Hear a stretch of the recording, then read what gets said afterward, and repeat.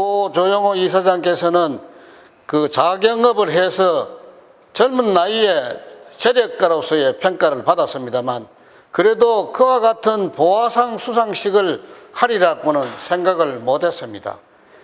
그러나 그와 같은 보화상 수상 제도를 하기까지는 자기가 사회사업을 하고 사업을 해오면서 여러 가지 애로점들도 많았습니다. 사업에 여러 번 실패한 적도 있고, 또 사람이 살아가는 보람에 대한 것도 스스로 자책하면서 어느 것이 이 사회에 보람될 수 있는 일을 하는 것인가를 염두에 두고 자기 혼자 이 보화상이라는 것을 생각했던 것 같습니다. 57년 당초 고 조영호 이사장의 연세가 33살 되신 해인데, 그때 월성동 동앞 자택에서 논을 약 20도락 가지고 계셨는데, 이사장이 소유하고 있던 논 20도락에서 생산되는 나락을 상품으로 하고 본상의 나락 40가마니와 그 외 독행자에게 부상을 수여하는 시상을 하게 된 것입니다. 2월 25일 보화원에서는 20여 명의 효자 효부들에게 이 땅의 효성을 높이기 위한 보화상을 수여했습니다. 시대의 변천과 함께 허물어져가는 도의심을 개탄한 조형료 씨가 자기의 사제를 시사하여 보화원을 설치하고 연중 행사로서 독행자를 표창해 왔는데, 금년에는 11명의 효자, 효부, 연려가 보화상을 받았습니다. 제가 어릴 때 그 극작일에 가보면은 본영화 하기 전에 뉴스를 하더라고요. 그게 그 리버티 뉴스라고 그럽니다. 그래서 그걸 보니까 그게 그때는 우리 이게 지금 방송이 그렇게 용이하지 않아서 그 미 공보원에서 그 뉴스를 촬영을 했는데 보니까 이 보화원에 행사하는 장면, 이거를 해서 본영화 하기 전에 그거를 전부 다 보여주면서 이게 각 극장마다 해서 전국으로 이 뉴스가 나가는 걸로 기억을 하고 있습니다.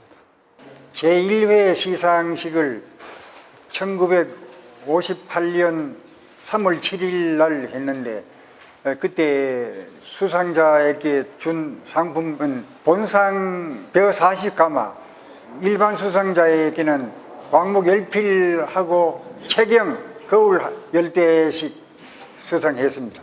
그리고 모두 이제 시상식 식장 앞에 가만히 쭉 이렇게 재놓고 하니까 모두 놀래고 상금 많이 준다 하고 이래 칭찬도 하고 했습니다. 수상자를 모시기 위해서 대구 역사 앞에 지금 시민회관 있는 그 자리입니다. 거기에 우리가 가서 대기하고 있으면 수상자가 내려오면 그분을 전부 모시고 와서 앞에 사진 찍고 또 명찰 달아주고 뭐 꽃다발 끼워주고 이래가지고 군용 차량을 동원했습니다. 그때 부탁해가지고 군용 차량을 집차죠. 그 4인 2인씩 두 사람씩 태워가지고 대구 시내에서 월배까지 시가지를 쭉 안내해가고 온 시민들이 막 박수 치고 군항 때도 도움을 받아가지고 경례를 치고 이래가지고 온 시민들이 쳐다보고 손을 흔들고 이해해서 월배의 그 시상식 장소까지 안내를 했습니다.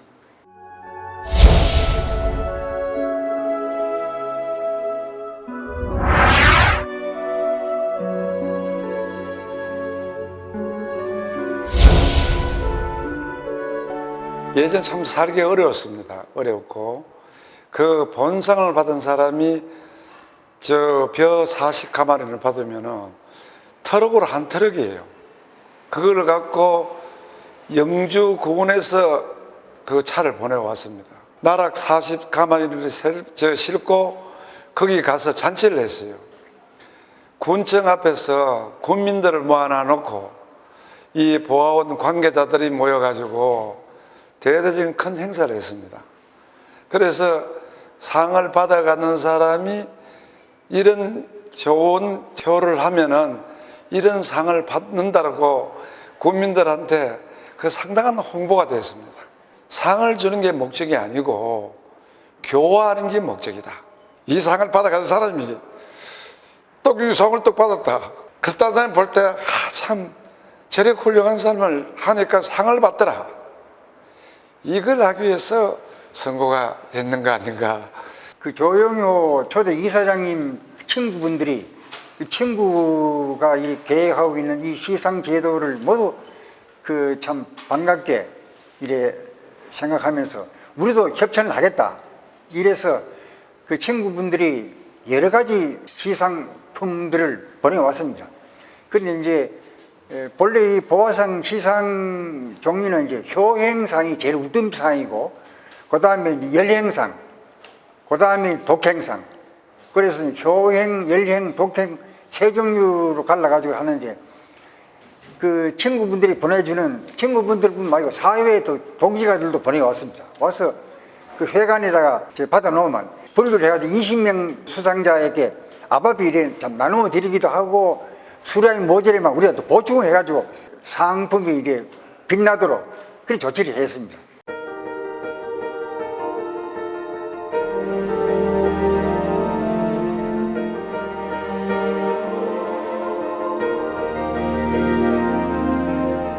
그 당시는 보화상 대상을 하게 되면은 무슨 큰 벼슬이나 한 것처럼 모두 어깨가 으쓱할 정도로 그랬었는데, 대상자도 도에서나 시에서 상당히 많은 대상자를 추천 이래가 왔기 때문에 여기서는 그 우리 심사 기준에 의해서 선정을 해가지고 현지 답사를 하는데 모두 대상 수상자가 되고 싶어서 무슨 뭐 조사를 한 것처럼 그렇게 할 수도 없고, 그저 지나가던 나그네처럼 해서 제일 좋은 것이 막걸리 집에 들어가서 이 동네에 이런 사람이 있느냐 물어보고 이야기를 하는데, 하니까 그런 사람, 이 동네에 제일 효자가 누구냐고, 그러니까 아무개라고 추천된 사람은 이름 되고 이런 사람 아느냐, 그러니까 그런 사람 되면 다 되죠.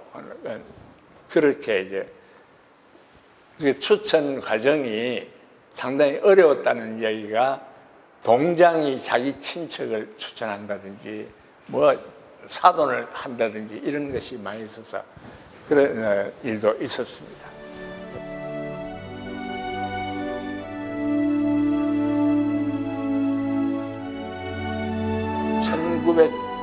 (1970년도) 말 80년도 초쯤 됐는데 청송군 분안면에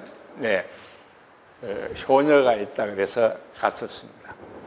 갔는데 그 인근에서 벌써 효자 하니까 그 사람을 다 지명을 합니다. 그런데 그 집에 가니까 효녀는 18살인가 19살쯤 되는 그런 이제 처녀인데, 어머니는 돌아가시고 없고 아버지가 봉사입니다. 장님인데 똥도 사고 뭐 이런데 그것을 그렇게 지극히 간병을 하면서 지극히 가난하고 이런데, 저희가 그 집에 가니까 아무도 없어요.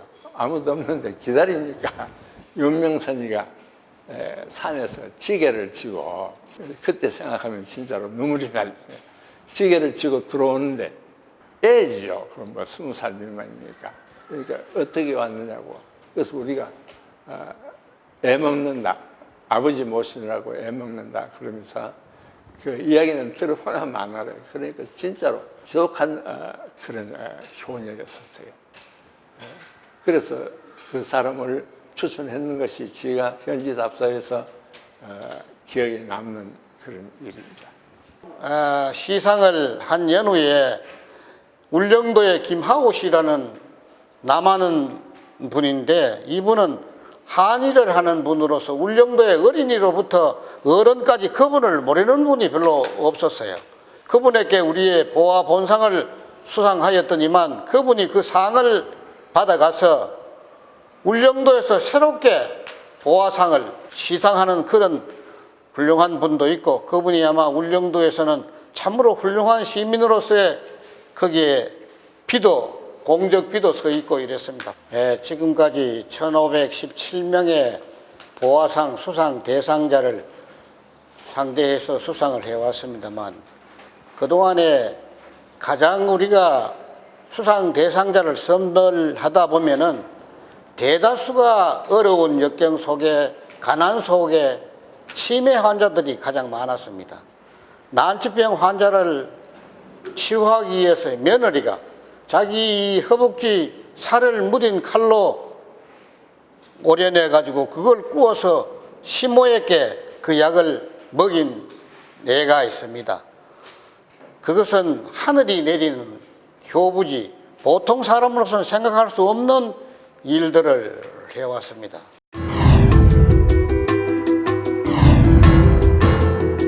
자신의 부모를 살해하는 폐륜 범죄가 해마다 닷새의 한 건꼴로 존속살인이 터졌습니다. 지난 2007년 54건에 비해 약 25% 급증. 거동이 불편한 노모가 용변을 가리지 못한다는 게 폐륜의 이유였습니다. 이제 우리가 이제 자꾸 이렇게 하다 보면 사람이 짐승화됩니다. 지금 이게 폐륜 범죄가 엄청나게 많이 나는 게 앞으로 이제 이게 오랜 세월을 가면은 결국은 사람이 이래서는 안 되겠다. 그러면은 우리도 부모를 섬기고 효를 해야 되겠다는 게 언젠가는 오지 않겠느냐.